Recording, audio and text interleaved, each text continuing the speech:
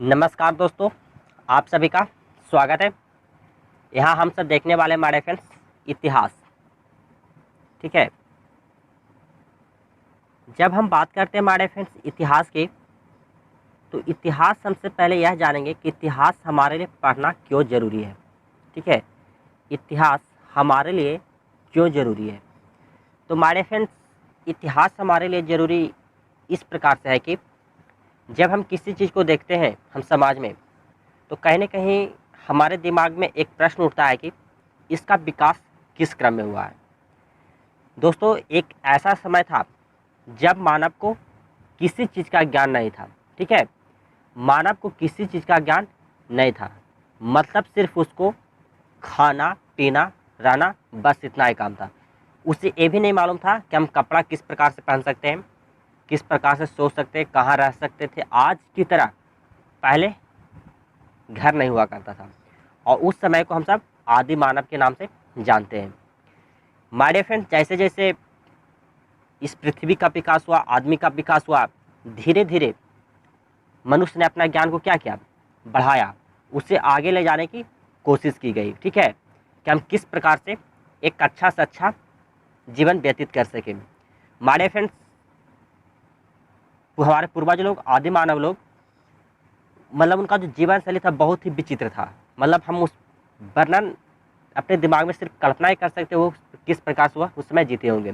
जिस प्रकार से उस समय के हमें अभी क्या मिले हैं, साक्ष्य मिले हैं, जो हमारे पुरातत्व विद्ता हैं, जो खोजते हैं, उनसे जो जानकारियाँ हमें मिली है, उनसे यही मालूम चलती है कि उस समय के लोग, हमारे जो पूर्वज लोग थे, उन्हें खाने पीने रहने की किसी जगह की ढंग नहीं थी। ठीक है, मतलब कि बस शिकार करके ही खाना खाते थे, कच्चा मांस ही खा जाते थे।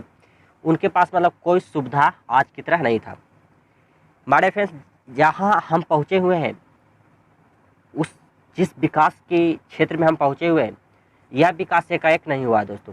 कहीं न कहीं इस विकास की यात्रा में धीरे धीरे धीरे समाज में परिवर्तन हुआ, और आज हम इस स्टेज पे पहुँचे हुए हैं।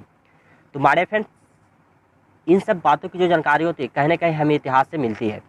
ठीक है, और इतिहास से हम यह जानने का प्रयास करते हैं कि जो हमारा जो विकास हुआ है, क्रमिक विकास हुआ है, मानव का जो विकास हुआ है, ठीक है, मानव का जो विकास हुआ है वह किस प्रकार से हुआ है।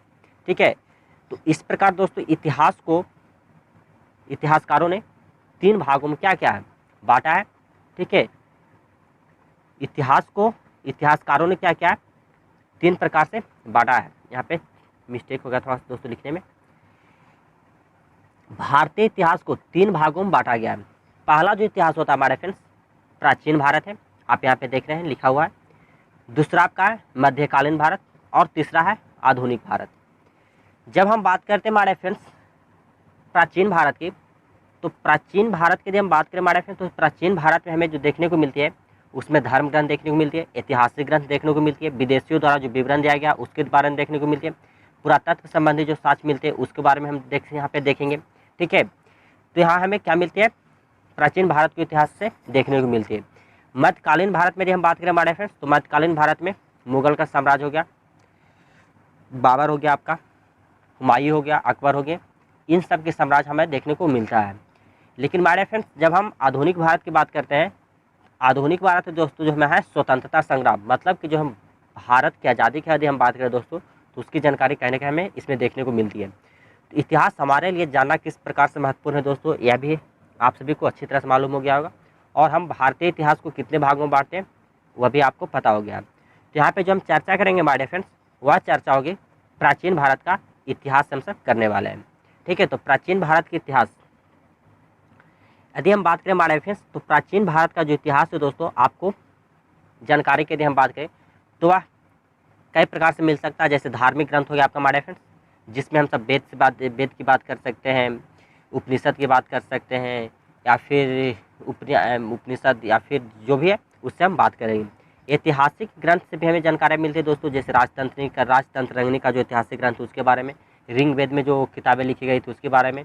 यहाँ पे दूसरी बात आती है दोस्तों विदेशियों के विवरण। विदेशियों के विवरण में यदि बात करा जाए हमारे फ्रेंड्स, तो हमें हेरोडोटस ने क्या लिखा है, फिर मेगास्थनीज ने क्या लिखा है, या फिर बहुत से ऐसे लेखक है, तारनी ने क्या लिखा है, यूनानियों ने क्या लिखा है, इस समय क्या होती है कहने के हमें जानकारी मिलती है। दूसरा बात होती है दोस्तों पुरातात्विक संबंधी शास्त्र। पुरातात्विक संबंधित शास्त्र की मतलब होती है हमारे फ्रेंड जो हमारे देश में जैसे मोहनजोदड़ो हो गया, उससे कहने कुछ हमें क्या होती है जानकारियाँ मिली है। जैसे जिसे सिंधु घाटी सभ्यता भी हम सब कहते हैं, तो उससे भी कहने के हमें यहाँ पे जानकारियाँ प्राचीन भारत के इतिहास में देखने को मिलेगी। ठीक है, तो सबसे पहले यहाँ जो हम बात करेंगे हमारे फ्रेंड्स, तो उसमें सब क्या बात करेंगे, धार्मिक ग्रंथ को बात करने वाले हैं। तो धार्मिक ग्रंथ के लिए हम बात करें हमारे फ्रेंड्स,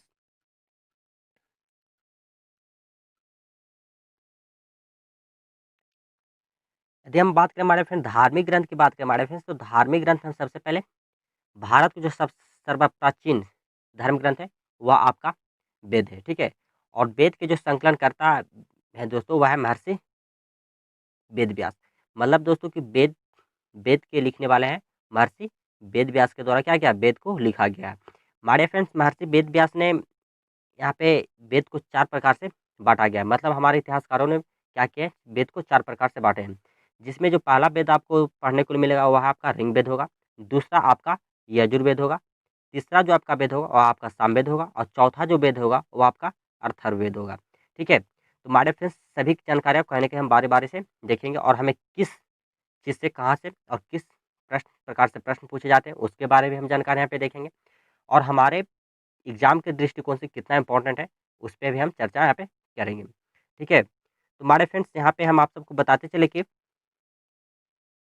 चारों वेदों को जो हम संकलन होते हैं दोस्तों उसे हम संहिता के नाम से जाना जाता है। ऋग्वेद, यजुर्वेद, सामवेद और अथर्ववेद को जब हम मिलाते हैं, जब चारों वेदों को हम पढ़ते हैं तो उसे हम वेदों में संहिता के भी नाम से क्या करें जानते हैं। ठीक है, तो सबसे पहले हम बात करने वाले हैं हमारे फ्रेंड्स ऋग्वेद की।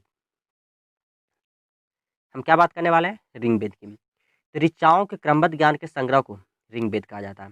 ठीक है, ऋचाओं का मतलब होता है हमारे फ्रेंड्स मंत्र। ठीक है, मंत्रों का जो संग्रह किया गया है, ठीक है, उसी को हम क्या कहते हैं, ऋचा कहते हैं। और इसका जो पूरी तरह जो संग्रह हुआ है उसी को हम सब ऋग्वेद के नाम से जानते हैं। यदि बात किया जाए हमारे फ्रेंड्स तो ऋग्वेद में आपका टोटल 10 मंडल है, 1028 सूक्त है, बाल खिल फाट के 11 सूक्तों सहित इसमें लिया गया है। एग्जाम के दृष्टिकोण से यहाँ पे पूछा जा सकता है हमारे फ्रेंड्स कि सबसे पहला वेद कौन सा है, तो आपका उत्तर हो जाएगा ऋग्वेद। इन पॉइंट को याद रखिएगा हमारे फ्रेंड्स, सबसे पहला वेद कौन सा है, तो आपका हो जाएगा ऋग्वेद हो जाएगा। ऋग्वेद में कितने मंडल होते हैं, तो आपका उत्तर हो जाएगा 10 मंडल होते हैं। ऋग्वेद में कितने मंडल होते हैं, तो 10 मंडल होते हैं। ऋग्वेद में कुल कितने सूक्त हैं, तो आपका उत्तर होना चाहिए 1028। ऋग्वेद में कुल कितने सूक्त हैं, तो 1028 सूक्त हैं। ठीक है, ऋचाओं के क्रमबद्ध ज्ञान के संग्रह को खाली स्थान कहा जाता है, तो आपका उत्तर हो जाएगा हमारे फ्रेंड्स ऋग्वेद। ठीक है, यहाँ पे इससे भी प्रश्न पूछा जा सकता है, ऋचाओं के क्रमबद्ध ज्ञान के संग्रह को खाली स्थान इससे गौन कर देगा आपको, और फिर यहाँ पे कहा जाता है। ऑप्शन 4 दे दिया जाएगा, आपको उत्तर देना है, तो आपका आंसर हो जाएगा क्या हो जाएगा, ऋग्वेद हो जाएगा। ठीक है, अब हम सब आगे बढ़ते हैं हमारे फ्रेंड्स, तो आगे बढ़ते हैं तो इसमें क्या आ जाता है कि ऋग्वेद के जो पढ़ने वाले ऋषि होते थे उसे होत्री कहा जाता है। ठीक है, उसे क्या कहा जाता है, होत्री कहा जाता है। यह भी प्रश्न में पूछा जा चुका है हमारे फ्रेंड्स, लेकिन इस पॉइंट पर आप थोड़ा सा ध्यान दीजिएगा। ठीक है, ऋग्वेद के पढ़ने वाले ऋषि को क्या कहते हैं, होत्री कहते हैं। ठीक है, हमारे फ्रेंड्स ऋग्वेद से जो हमें जानकारियाँ मिलती है वह मिलती है राजनीतिक प्रणाली की जानकारी मिलती है, मतलब उस समय की राजनीति किस प्रकार थी उसके बारे में हमें जानकारियाँ मिलती है, और इतिहास एवं ईश्वर की महिमा की जानकारी मिलती है, और जो भी उस समय की घटनाएं घट रही थी दोस्तों उससे कहने का हमें जानकारी मिलती है। उस समय का जीवन शैली किस प्रकार का था वह भी हमें जानकारी मिलती है, और उस समय के जो लोग होते थे वह किस प्रकार से काम करते थे, वह क्या क्या करते थे, इन सब की जानकारी हमें कहीं न कहीं ऋग्वेद से प्राप्त होती है। हमारे फ्रेंड्स वहाँ भी ईश्वर की महिमा का जो व्याख्यान किया गया बहुत ही अच्छी तरह से किया गया, मतलब जिस तरह से आज हम लोग पूजा पाठ करते हैं ना, वह पाठ ऋग्वेद में भी हुआ करता था। क्योंकि दोस्तों जो इतिहास है दोस्तों कि हम पूर्वजों के द्वारा जो बनाए गए रास्ते पे उसी पे धीरे-धीरे क्या हुआ, हमारा विकास हुआ, तो कहीं न कहीं वह गुण तो हमारे पास भी आज मौजूद रहेगा ही। तो अब बात करते हैं हमारे फ्रेंड्स विश्वामित्र विश्वामित्र रचित ऋग्वेद के तीसरे मंडल में सूर्य देवता सावित्री को प्रसिद्ध गायत्री मंत्र है। यहाँ से प्रश्न पूछा जा चुका हमारे फ्रेंड्स कि सावित्री का जो प्रसिद्ध गायत्री मंत्र है वह ऋग्वेद के कौन से मंडल में है, तो यहाँ पे जो आपका उत्तर हो जाएगा हमारे फ्रेंड्स तीसरे मंडल में होना चाहिए। ठीक है, प्रश्न पूछा जा सकता है हमारे फ्रेंड्स कि प्रसिद्ध गायत्री मंत्र ऋग्वेद के कौन से मंडल से लिया गया है? तो उत्तर हो जाएगा हमारे फ्रेंड्स तीसरे हो जाएगा, तीसरे मंडल से लिया गया है। और यह जो रिंग वेद है दोस्तों सूर्य देवता को क्या किया गया, समर्पित किया गया था। ठीक है, ये भी पूछा गया प्रश्न माय डियर फ्रेंड्स कि जे देवता सोम का उल्लेख ऋग वेद के कौन से मंडल में है, तो आपका उत्तर हो जाएगा 9वें मंडल में। ठीक है, देवता सोम का उल्लेख ऋग वेद के कौन से मंडल में है, तो आपका उत्तर क्या हो जाएगा, 9वें मंडल में है। यहाँ से जो अब आगे हम बढ़ते हैं माय डियर फ्रेंड्स, तो आगे क्या करा है, 8वें मंडल के हस्तलिखित ऋचाओं को खील कहा जाता है। यहाँ से भी प्रश्न पूछा गया माय डियर फ्रेंड्स कि ऋग वेद के 8वें मंडल में हस्तलिखित ऋचाओं को क्या कहा जाता है। ठीक है, या फिर आपको यहाँ पे देगा, आपको खाली ब्रैकेट दे देगा और फिर आपका 4 ऑप्शन दे देगा और इसे फिल इन द ब्लैंक्स करने के लिए कह सकता है। तो इस प्रकार से प्रश्न यहाँ से पूछा जा सकता है। ठीक है, मतलब यहाँ पे इस बात को भी आप ध्यान में रखिएगा, 8वें मंडल के हस्तलिखित ऋचाओं को क्या कहा जाता है, खील कहा जाता है। ठीक है, 8वें मंडल के हस्तलिखित ऋचाओं को क्या कहा जाता है, खील कहा जाता है। फिर आपका बात किया गया हमारे फ्रेंड्स कि चातुर्वर्ण समाज की कल्पना, आदि स्रोत ऋग वेद के 10वें मंडल में वर्णित पुस्तक इसके अनुसार 4 वर्ण है। हमारे फ्रेंड्स कह रहा है कि ऋग वेद में, ठीक है, ऋग वेद में 4 वर्णों का उल्लेख किया गया है। ठीक है, ऋग वेद में 4 वर्णों का, ऋग वेद में कह रहा हमारे फ्रेंड्स कि 4 वर्णों का उल्लेख किया गया। ठीक है, ऋग वेद में कितने वर्णों का उल्लेख किया गया, 4 वर्णों का उल्लेख किया गया, जिसमें आपका एक ब्राह्मण आते हैं, दूसरा क्षत्रिय आते हैं, तीसरा वैश्य और चौथा आपका जो है शूद्र है। ठीक है, यह जो वर्ण है हमारे फ्रेंड्स आपका ऋग वेद के 10वें मंडल में दिया गया है, मतलब इसका वर्णन किया, ऋग वेद के 10वें मंडल में इसका क्या किया गया, वर्णन किया गया है। तो मतलब दोस्तों जो 4 प्रकार के होते, उस समय आज की तरह जाति व्यवस्था नहीं थी दोस्तों कि जय ये फला जाते, फला जाते, फला जाते, फला जाते, फला जाते, इस प्रकार के नहीं थी। वहाँ पे जो जाति थी वह सिर्फ 4 थे, जिसमें ब्राह्मण, क्षत्रिय, वैश्य और शूद्र आते थे। इनसे भी प्रश्न पूछा जा सकता है। ठीक है हमारे फ्रेंड्स, ऋग वेद में कहा गया हमारे फ्रेंड्स, वहाँ पे बताया गया हमारे फ्रेंड्स कि जो इन सब जो जातियाँ होती है, जो 4 जातियाँ हैं, ब्राह्मण, क्षत्रिय, वैश्य और शूद्र, इनकी उत्पत्ति ब्रह्मा के मुख से, भुजाओं से, जंघाओं से और चरणों से, मतलब कि हमारे फ्रेंड्स ब्रह्मा जी के मुख से ब्राह्मण का जन्म हुआ है, भुजाओं से उनका क्षत्रिय का जन्म हुआ है, मतलब ब्रह्मा जी की भुजा से क्षत्रिय का जन्म हुआ है, ब्रह्मा जी के जंघाओं से वैश्य का जन्म हुआ है और ब्रह्मा जी के चरणों से या शूद्र का जन्म हुआ, ऐसा ऋग्वेद में बताया गया है। ठीक है, तो इस बात को थोड़ा सा आप ध्यान दीजिएगा।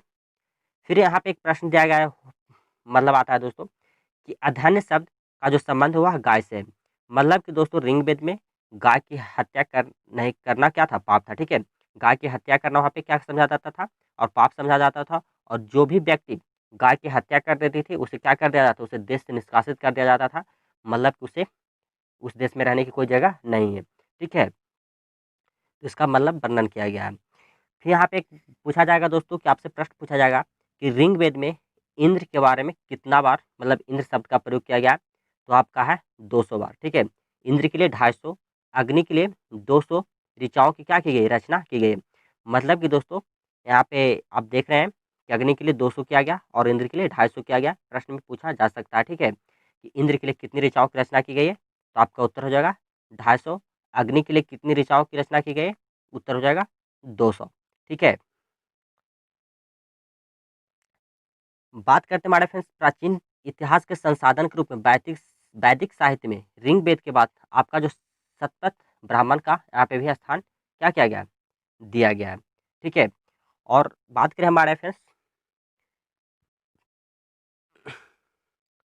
तो हम सब यहाँ पे जो प्रश्न थी ऋग्वेद से संबंधित दोस्तों, वो आपको कहने के हमें आशा की छूटने वाली नहीं है और अच्छी तरह से आप सभी को समझ में आ गया होगा।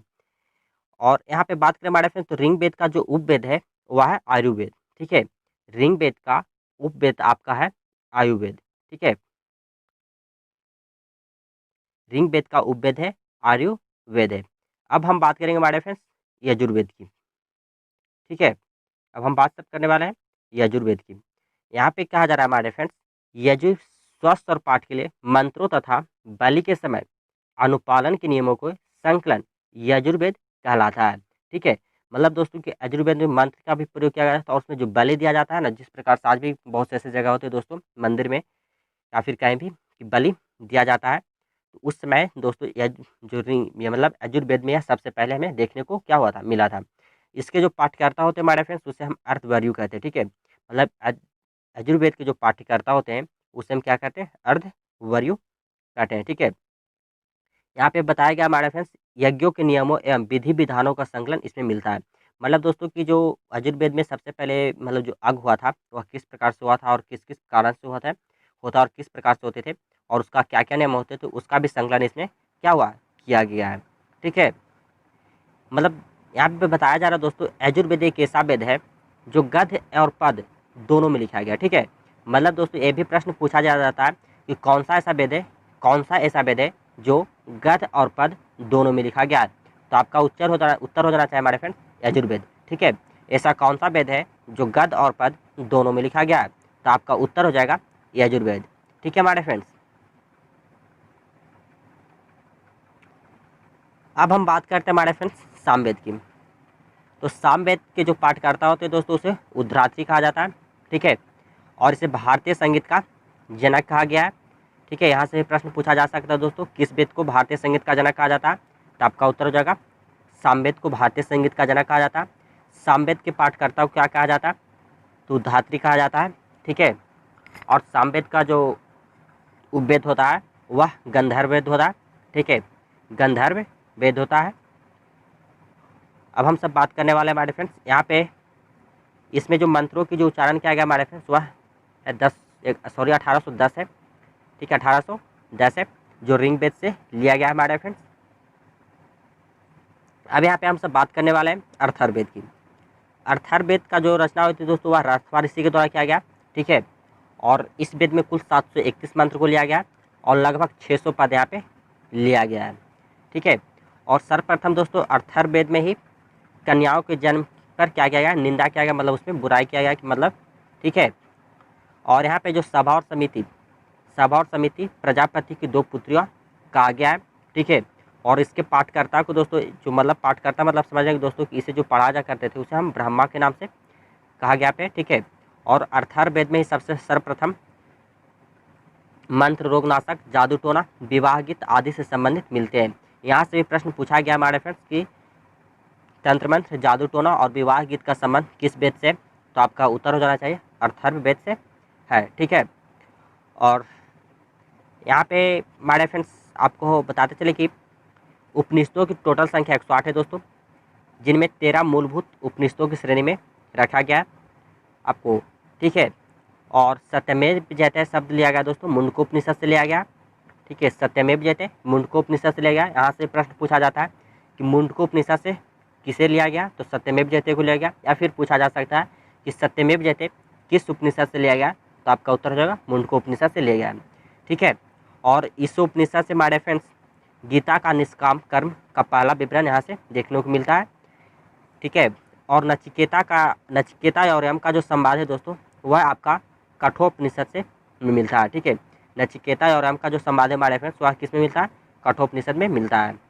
तो हमारे फ्रेंड्स मुझे आशा है कि यहाँ तक आप सभी को वीडियो पसंद आया होगा, और यदि हमारे फ्रेंड्स यदि यहाँ तक वीडियो पसंद आया हो तो प्लीज़ वीडियो को लाइक कर दीजिए, कमेंट कीजिए, अपने दोस्तों को पास शेयर जरूर कीजिए, और वीडियो देखने के लिए आप सभी का बहुत बहुत शुक्रिया, धन्यवाद।